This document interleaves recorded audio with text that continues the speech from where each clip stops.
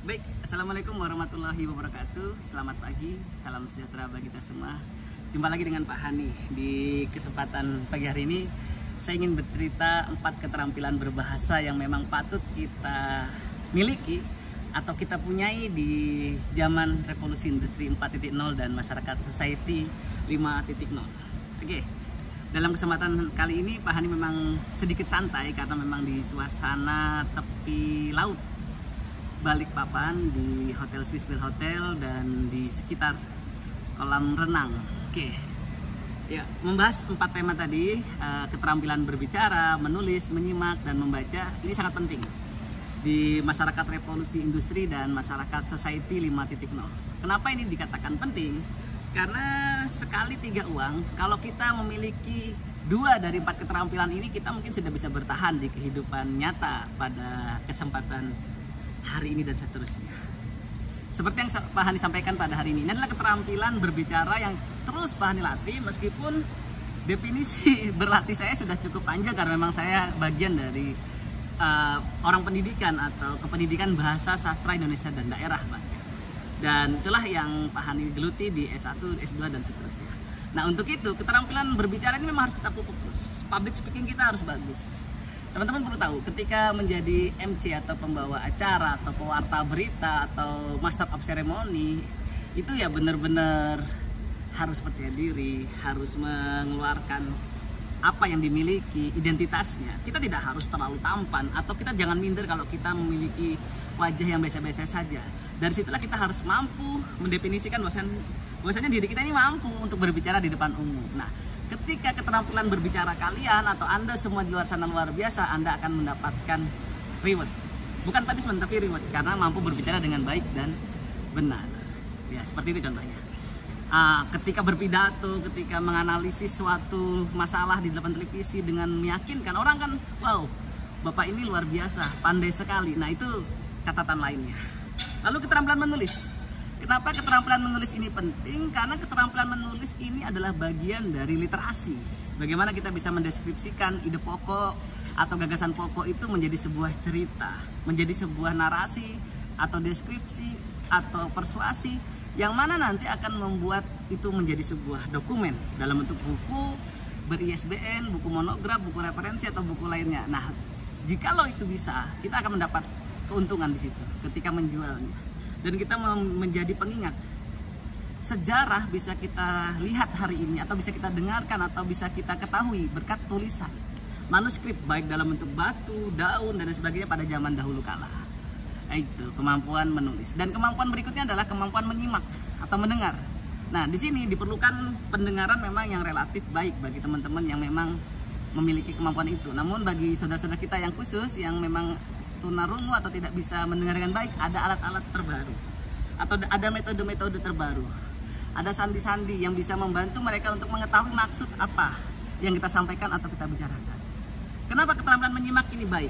Menjadi pendengar yang baik adalah menjadi orang yang luar biasa kalau menurut Pak Hani. Nah, disitulah kita bisa membayangkan bagaimana ketika kita mendapatkan berita, informasi yang tentunya bukan hoax, kita dapat menyaringnya.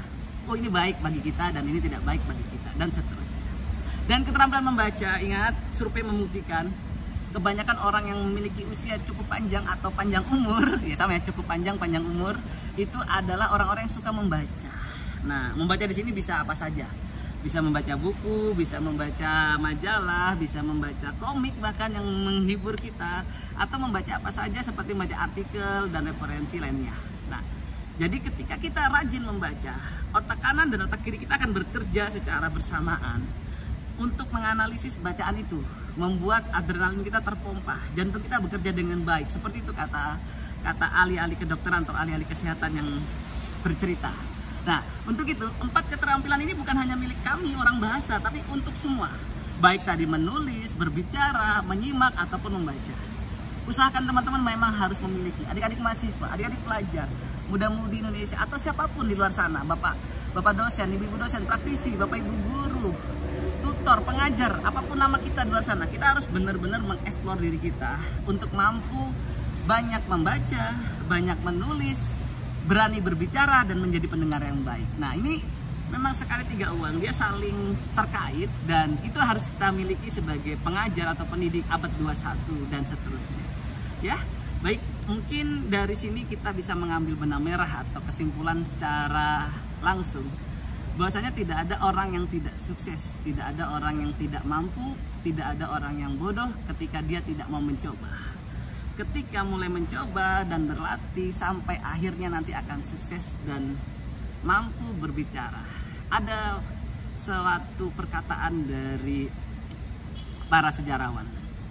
Sejarah ini akan punah kalau tidak ada orang yang menuliskannya di masa lalu. Sejarah pun akan punah kalau tidak ada yang membaca sejarah itu di masa kini. Sejarah pun akan punah kalau tidak ada yang pernah mendengar cerita masa lalu.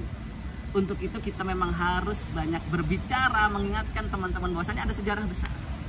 Ada sejarah besar yang dimiliki bangsa kita, tentunya dimiliki dunia ini hingga kita nanti kembali kepada kehidupan setelah kematian. Nah, baik teman-teman, dimanapun Anda berada, Pak Hani pagi ini lagi santai-santai, tapi tidak lupa untuk belajar 4 keterampilan berbahasa. Dan jikalau kalian memang mampu memiliki 4 keterampilan itu dengan baik dan benar, saya yakin hari ini yang menonton video ini akan menjadi pemilik masa depan, akan menjadi pemimpin masa depan, akan menjadi orang-orang hebat di masa depan yang akan mengatur peradaban dunia, akan mengatur organisasi-organisasi dunia, akan mengatur bangsa-bangsanya sendiri, mungkin menjadi DPR, menjadi MPR, menjadi presiden untuk memaslahatkan umat, memaslahatkan semua orang yang membutuhkan bantuan kita. Jadi teruslah mengasah keterampilan dengan 4 keterampilan ini biar kita sama-sama menjadi orang yang hebat, biar kita menjadi bangsa yang besar, dan biar kita sama-sama mampu berdiri di atas kaki sendiri. Oke. Tetap belajar, selamat berakhir pekan, selamat menantikan perpindahan tahun Masehi dari tahun 2022 menuju tahun 2023. Semoga kita berjumpa di tahun depan dengan hari-hari yang lebih baik dan tetap sehat. Oke.